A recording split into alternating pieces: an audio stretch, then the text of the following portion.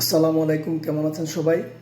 গতকাল থেকেই নিষেধাজ্ঞা জারি হয়েছে সৌদি আরবের হজ মন্ত্রণালয় থেকে। যাদের কুফিল মক্কার নয় অথবা যাদের ওয়ার্ক পারমিট মক্কাতে না, মানে মক্কা কিংবা মদিনাতে না, অথবা যারা ভিজিট ভিসায় আসছেন, ওইসব ব্যক্তিদের জন্য মক্কায় প্রবেশ নিষেধ করা হয়েছে।